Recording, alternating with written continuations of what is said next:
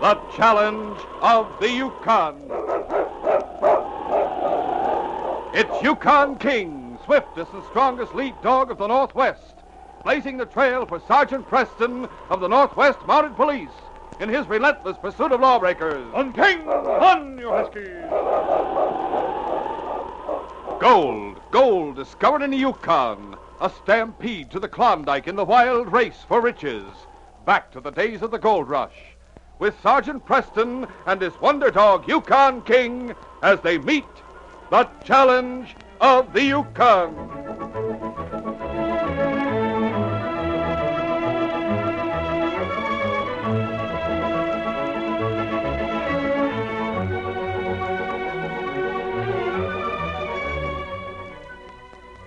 There were two young men who came up to the Yukon during the first summer of the gold rush. One was Charles Edward Talbot from Beacon Hill in Boston, and the other was named Edward Lee Jordan, whose home was in New Orleans. They met for the first time in the 303, that wild and wide-open cafe Soapy Smith ran in Skagway. Eddie Jordan was sitting at a table with Slick Chalmers, and Talbot was standing at the bar only a few feet away. Slick was trying to sell Eddie a claim. You've heard of Bonanza Creek, haven't you? Why, sure. Well, that's where this claim is, and it's yours for $2,000. That's a lot of money. It's almost all I have. You ask anybody if it isn't a bargain. Yeah. Why don't you do that? Who are you? Name's Talbot. Why don't you mind your own business? I'm just trying to be helpful. You suggested that your friend ask anybody if a claim for $2,000 on the Bonanza wasn't a bargain. Why doesn't he ask me? Very well, sir. I am asking. It is, son. The name is Edward Lee Jordan, sir. All right. Mine is Charles Edward Talbot. My friends call me Chuck. They call me Eddie. Good. Claim on the Bonanza for $2,000 is practically stealing. I've got a friend who just came down from Dawson. He says that if you offered $100,000 for a Bonanza claim, the owner would laugh at you. $100,000? You all were willing to sell to me for only $2, Slick? I told you how it is. I need the cash. I've got to get back to the States. Why, Slick? Have you pulled this trick too often? Are there enough suckers coming in? The late P.T. Barnum said there was one born every minute. Get out of here, Talbot. Sure. Just as soon as I finish my drink. Get out. Now, just a second, Slick. I'm not as stupid as I may seem. This gentleman here has given me a very timely warning. I consider it a friendly gesture. If you're going to get tough with him, you'll have to answer to me as well. Let's go, Eddie. This is his stamping ground. He's got a lot of friends around here. That's right, mister. And they don't like the way you queered my pitch any more than I do. Slug, come here. Bring the boys. Okay, Slick. Hey, Roo! Come on, Eddie. Hey, just a second. What's the trouble, Slick? The tall one told the rebel he couldn't buy a Bonanza claim for $100,000. Oh, interfering with your business, huh? Yeah. I guess you better dust him off a little. Sure thing. What's up, Slug? These two. The works before we toss them out. Ready, Eddie? I'm with you, Chuck. Come on, get it. Soapy's strong-arm squad closed in on Eddie and Chuck. The two young men were husky and did a good job of defending themselves. Still, there could be no chance of winning such a fight, and Chuck knew it. The only chance he and Eddie had was to win their way to the door before Slug and his men knocked them down and out. Suddenly, Chuck saw his opportunity. He was fighting with his back to the bar, and he saw that only Slug stood between him and the door at his right. He put all his power in one solid blow to the jaw. Slug grunted and staggered back. Chuck grabbed Eddie's arm. Come on, run. I'll show him. Come on. Chuck dragged Eddie with him as he ran for the door. They reached it. Chuck threw it open and thrust Eddie outside. Run. Oh, you're going. Slug was on top of Chuck by that time. The younger man crashed another solid right to his jaw. The next second, he too was outside the cafe. Come on, run, Eddie. Round the corner of the building down the alley. They'll be coming after us. Slug and his men charged out of the cafe after Chuck and Eddie, but they reached the alley and back of the cafe, ahead of their pursuit. And then Chuck led the way between buildings, down one alley and up another, until the gang was lost. Finally, Chuck took Eddie to the cabin where he was living and gave him first aid for a bad cut below his eye. It'll only sting for a minute. You're lucky it wasn't worse. I know that. Do you know, we're not exactly safe in Skagway anymore. Soapy's men will be watching for us. Aren't there any police around? There's a town marshal. He takes his orders from Soapy. Well, I'm ready to leave Skagway right now. Same here. What about your supplies? I've already packed them up to the top of White Pass. I just came back to see if I could buy a canoe.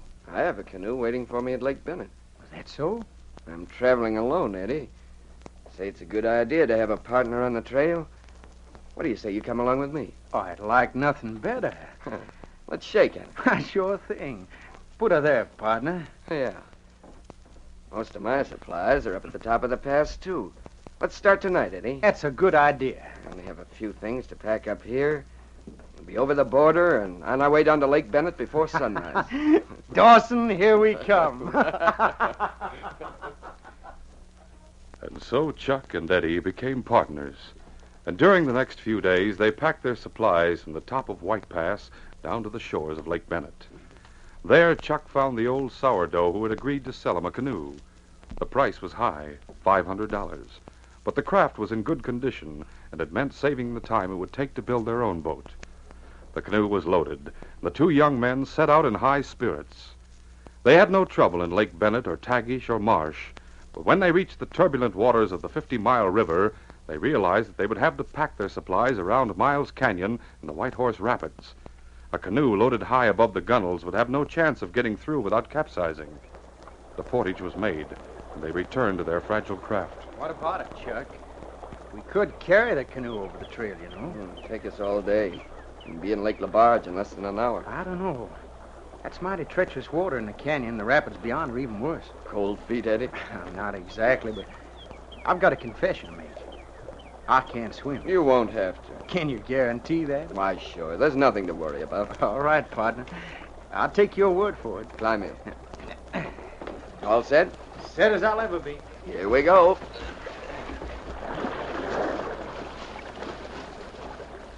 They made the passage through the canyon safely, and then came a stretch of quiet water. But the White Horse Rapids beyond were different. Chuck found his strength wasn't up to controlling the canoe in the seething, madly racing stream. Time and again, the canoe grazed the black boulders that rose above the surface of the water. Time and again, the canoe shipped water and came close to capsizing. Chuck, hadn't you all better head for shore? No chance of getting there. I've got to keep her out in the middle. There's a canoe behind us. The man in it doesn't seem to be having so much trouble. He's better than I am, that's all. Isn't far now. There's the opening of the lake. And just steer clear of the rocks. Look out on the right. I see it. Hey, we hit. Eddie. What? Quick. Hand me your paddle. I lost mine. Here. Got it. Look out, though. That last big rock, you're heading straight toward I it. see it. I'm trying. We're going to hit again. Hang on. The canoe rammed the rock with such force that a great hole was ripped in the side, and the canoe turned turtle. Both men were thrown into the water. Chuck. When Eddie rose to the surface, he was able to grasp the overturned craft. But Chuck's head had hit a smaller rock. Eddie saw him going under, unconscious, drowning. Eddie knew that he could only swim a few strokes, but he never hesitated. He let go of the canoe and splashed awkwardly to Chuck's side. He grabbed his shirt, and then tried to get back to the canoe. But though the rapids were past, the current was still fast, and the boat had drifted beyond his reach. Eddie struggled desperately. He could feel his strength going. He knew there was no chance for him to make the shore with Chuck, but he refused to let go of him. He must keep on fighting to stay above the surface of the water. There was help on the way. The man in the second canoe was Sergeant Preston, and with him was the great dog King. The sergeant was off duty and out of uniform, on his way to the McQuestion River for a week of hunting. As his canoe swept past the rock that had capsized the partner's craft, he called to King. Here, boy. I'm going to tie this line to your harness. You're going overboard with me. Now just keep swimming and stay close to me, boy. I'm going to have my hands full with those two men. The canoe doesn't weigh much. It won't pull you downstream too fast. You'll keep it close enough for me to reach, won't you, fella? There. All right, here we go. Come on, King. King followed his master into the water.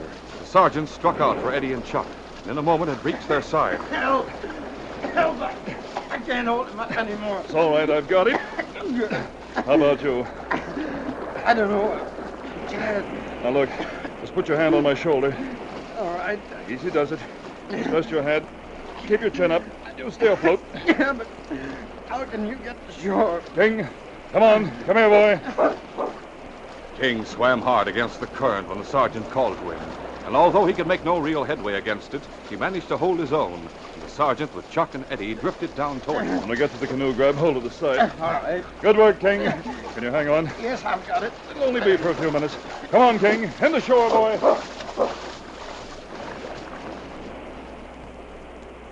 The sergeant and King maneuvered the canoe out of the main current and into shallow water. The canoe was beached, and Chuck was carried ashore. For a desperate hour, the sergeant applied artificial respiration. At last... He's breathing. Yes, he'll be all right now. I have some blankets in my canoe. I'll wrap him up in them first, and then I'll build a fire. The sergeant made camp for the two exhausted travelers. He cooked a meal for them. Then he paddled down into the lake and found their capsized canoe floating in the shallow waters. He pulled it ashore and carried it back to the campsite. He patched it.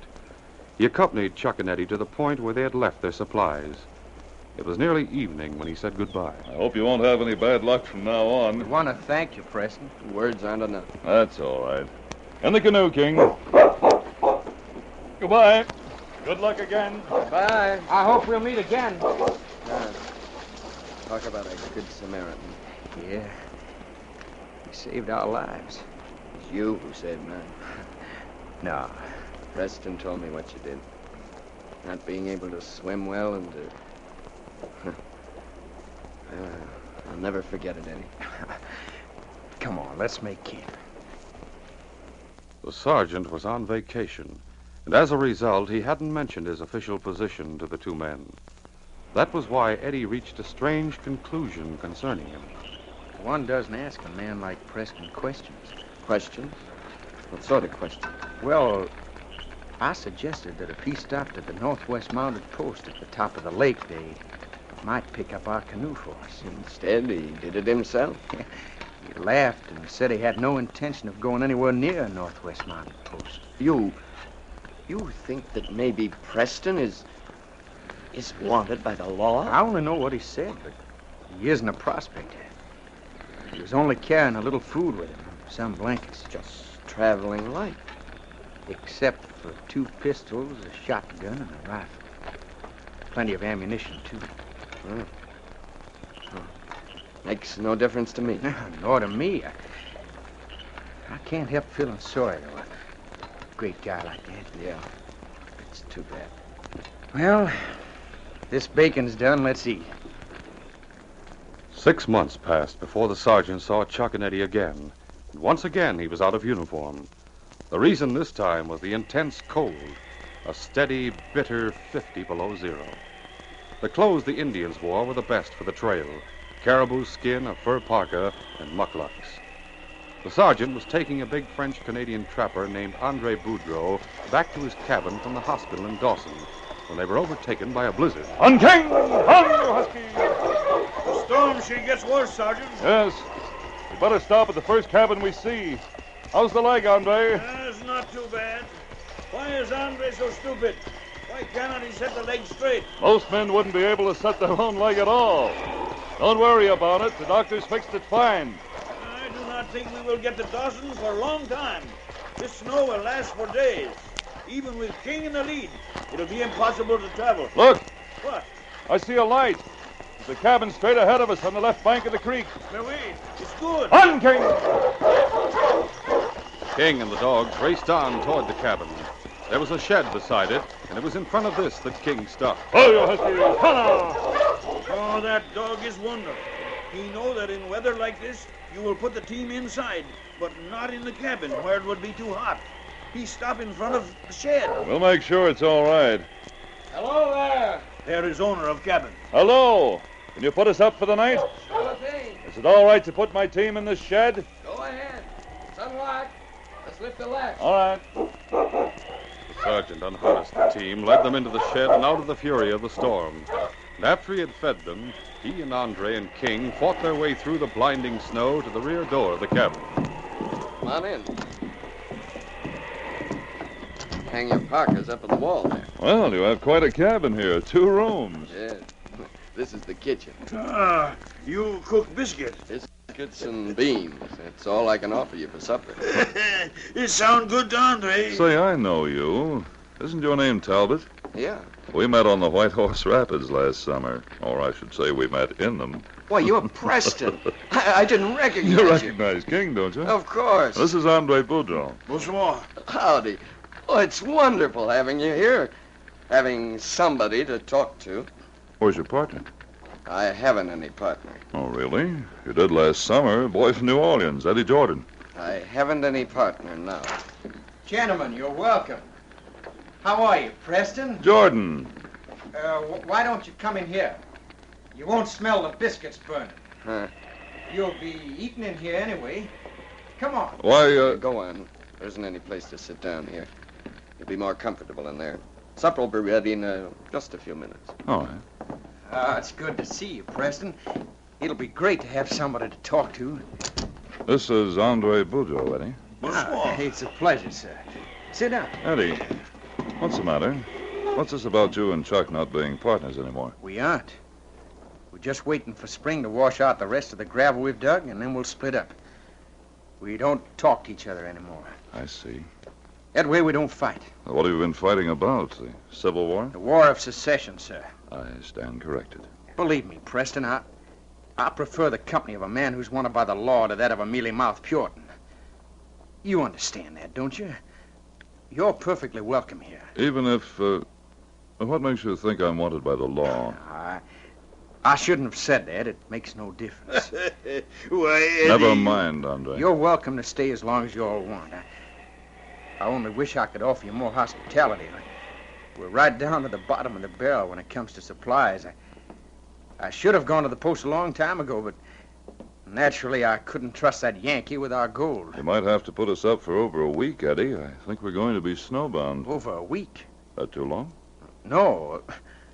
Oh, that is, do you have some supplies with you? I'm afraid we'll have to use yours. Oh. Well, we'll be on short rations, but you're welcome. It's about time somebody came out here and dished up this food. That's my job today. Supper will be on the table in a minute. You don't need any explanation of what's going on, do you, Andre? No. It is the cabin fever. I have seen it happen often. Mm-hmm. Two men, partners, good friends, they spend the winter together. Nothing but snow and cold. So cold they cannot work most of the time. Nothing to do but look at each other's faces until they hate them. And then they fight. And then they reach the stage these boys have, when they do not fight, when they do not even speak. It is too bad. Chuck saved Eddie from being swindled down in Skagway. Eddie saved Chuck's life in the White Horse Rapids. Those are things neither of them can forget, Andre. They don't really hate each other. It would be impossible to persuade them that they don't. It depends. I have an idea that might work. What? Well, Eddie seems to think I'm wanted by the law. Wait, I did not understand. I did not think I heard right. Well, I met them while I was on leave, and I told them I didn't want to have anything to do with the Northwest Mountains. Yeah, you make the joke. No, I simply told the truth. I was going hunting. But maybe we can use the fact that they think I'm an outlaw. It's too much for me. I do not see how. Well, they're low on supplies, and we're in the middle of a blizzard. Andre, I'm going to be very tough before the evening's over. You must back me up. Whatever you say, Sergeant. Don't call me Sergeant. Wait, I will try to remember. Here they come. Now, don't be surprised at anything I say. No. During supper, neither Chuck nor Eddie addressed a word to the other, but they were genuinely glad to see the sergeant. He didn't respond to their conversation until Chuck brought up the subject of their first meeting. You know, Preston, I had a funny idea about you last summer. Oh? I guess it was that arsenal you were carrying in your canoe. I had an idea you might be wanted by the law. Did you hear that, Andre? Wait, And the southern boy has the same idea. I have heard what they said. Well, maybe I'd better set them straight. You mean I was wrong? There was some other explanation for those guns? I carry guns because I use them, Jordan.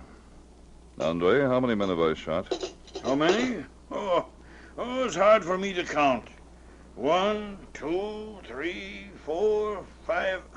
Oh, my. Why the oh my? Number 5. That was bad one.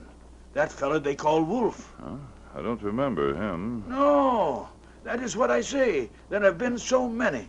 How you expect me to count when you cannot even remember? Well, make a guess then. 200. What's so funny? Why, naturally, you're... I'm what? Why, nothing. Nothing at all. Well, that's where you're wrong. I get along with people until they start interfering with my business. I don't like the way you two have been talking. Let's have no more of it, said understood? Answer me! Oh, yeah, Preston. Sure thing. The rest of the meal was eaten in silence. When the sergeant had finished, he pushed his plate away. That isn't enough food for a hungry man. Well, we don't have much. I'll do better tomorrow. I'll see that somebody does. What's the matter, King? Too hot for you in here? All right, I'll put you out in the shed. When I come back, I'm going to check over your supplies. What? You heard me. Come on, King. Outside, the blizzard had increased in fury. Some of the drifts were 3 and 4 feet deep. I was telling the truth. We are going to be snowbound, King. All right, in you go. I'll probably have to dig you out in the morning. Good night, boy. Sergeant returned to the house.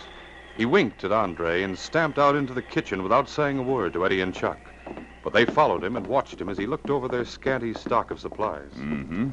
About enough food here for a week. That's what I figured. For 3 people, that is, not for 4. For 3 people. That's what I said. And Andre and I will be here at least a week. That means one of you had better leave right away. What? I don't get you, Preston. Maybe this gun will help you understand. There's enough food for 3 people. One of you has to go. Go where? Doesn't matter to me where you go. What's the matter with the trading post? It's only about 10 miles. We have no dog team. We couldn't make it in this blizzard. What's all this talk about we? I said one of you had to go. And what's so funny? You're not serious. This gun says I It am. would be murder. I don't like that word. Neither do I. Now listen, there'll be no argument. You can decide which one of you is to go between yourselves, but you'd better do it fast. There are some cards out on the table. I could deal him hand of showdown. That's fast enough. Come on, move. The sergeant marshaled the 2 bewildered young men into the other room. They searched his face for some sign of relenting, but his expression never changed, and he held his gun ready as Andre dealt the cards, 5 to each partner. Pick up your hand, Talbot. What have you got? Right. 3 aces. Let's see. There. Good hand. Can you beat it, Eddie? No, I can't. Then you're the one to leave. Get going. Wait. Can't he wait until morning? What's the sense of that? Oh, he'd have more chance. Storm won't let up by morning. Won't hurt to let him stay for the night. All right, I'm not unreasonable. Go on, the 2 of you better turn in. But... No more arguments. Come out in the kitchen, Andre. We'll have some more coffee. Oui. You have kept your word, Sergeant. You have been very tough. But still, I do Look, not I've see... already proved my point. NATOs really hate each other. What is it you have there? The 5 cards Eddie didn't turn over. He told Chuck he couldn't beat his 3 aces. Look. 4 queens. It is he who had the best hand. That's right, he won. He's deliberately taking Chuck's place. He would lay down his life for his friend. I'm going to show Chuck these cards in the morning just before Eddie starts out. Ah, oui, I understand now. There can be no hate in the face of such feeling. I'll tell him who I really am. We'll break out supplies from my sled, and we'll have a celebration. It's a good idea. All right, let's go to bed. But the sergeant didn't allow for the thoughts in Chuck Talbot's mind. Eddie's a good kid. The trouble between us is mostly my fault. He saved my life back there in the White Horse Rapids. That's something I can't forget. I've got to take his place. There's a chance I could make it to the post. He never could. I'll wait till the others are sound asleep, and I'll go. No chance of getting Preston's gun away from him. No chance of taking his team. It'd make too much noise. No, I'll just slip out the door while the others are sleeping. It was after midnight when King awoke. In spite of the storm, his keen senses told him there was someone moving around outside the cabin, and he felt it his duty to investigate. Long ago, he had learned how a simple latch, such as the one on the shed door, could be lifted. First, he tried to lift it with his nose. It didn't work. Then he stood up with paws on the wall beside the door and, reaching over, tried to push up the latch with one of them. He succeeded, and as soon as the latch was lifted, the wind blew the door open. The dogs began to bark, but King silenced them with a growl. He ran outside and around the cabin to the front. A man was struggling down the trail. King recognized him. It was one of his master's friends. But what was he doing? Where was he going? King ran to the door of the cabin and scratched at it. He barked furiously. The sound was swallowed up by the storm. King decided to follow the man, and he started after him. When he saw him again through the driving snow, he kept his distance. During the whole of the next hour, the man covered less than a mile, and then he did something that King knew was wrong. He started wandering away from the drifted trail to the left. The man was staggering. King decided he must be led back to the trail, and he ran up to him. A wolf! Where's my knife? In the darkness, Chuck thought he was being attacked by a wolf. When King tried to take his parka in his teeth and pull him back to the trail, Chuck lunged forward with his knife. The blade raked King's shoulder, and the great dog leaped back. Why was his master's friend attacking him when he only wanted to help? The man staggered on, and then he fell. He tried to rise, but sank back into the snow. It was too much for King. It was a problem the sergeant must solve. King turned and ran back to the cabin. This time he was not to be denied. He not only barked, he threw himself against the door time after time. At last the sergeant heard him and opened the door. What is it, King? There's something wrong for sure. Chuck, where's Chuck? What's that, Eddie? Chuck's gone. He isn't here. Is that what you're trying to tell me, King? It is for sure. See? He wants you to follow him. Just a minute till I get into my parka, boy. He's gone in my place. Yes, Eddie, just as you would have gone in his. But what are you doing? I thought you wanted one of us to go. I wanted both of you to come to your senses. What? Andre will explain. Ready, King? Go on, boy. King led his master down the trail to the place where Chuck had turned off, and then on to the left through the drifts. Chuck would never have been found if it hadn't been for King. The snow had completely covered him. The sergeant brushed it aside and helped him to his feet. All right. Up you go. Sleep. Let me sleep. You can sleep when you get home, Chuck. Come on, walk. You've got to walk. Come on, King. Lead the way, boy. An hour later, Chuck was wrapped in blankets and sitting close to the stove. In one hand, he held a steaming cup of coffee, and in the other, the 5 cards that had been dealt to Eddie. 4 queens. Isn't that just like a rebel? You'd think he'd know enough about poker to realize 4 queens beats 3 aces. Listen, Yankee. The game of poker was invented in New Orleans. And what was wrong with it? Couldn't you read the cards? Are you blind? Let me answer that question. You've both been blind. How about it now? Can you see each other a little more clearly than you did yesterday afternoon? Well, that's the answer. All right. Thanks, Sergeant. Yeah. Thanks. Thank King, Chuck. My experiment would have gotten out of hand if it hadn't been for him. I'm sorry I cut your shoulder, boy. You got to make allowances, King. He comes from Boston. You can't expect him to have as much sense as you have. No, wait a minute. I've waited long enough. Give me those cards, Chuck. Now the two of you shake hands. Okay, Sergeant. Put her there, partner. That's better. Well, King, this case is closed.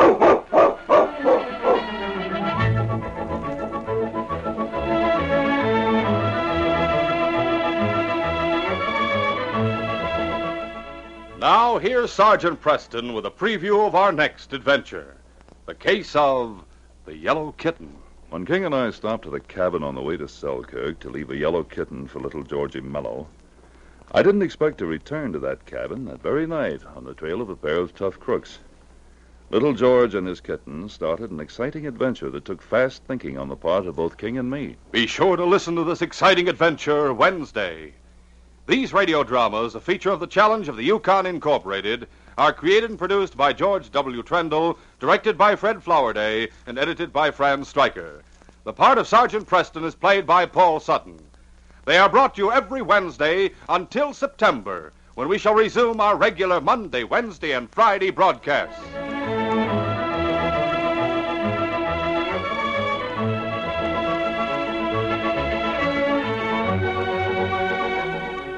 This is J. Michael wishing you goodbye and good luck till next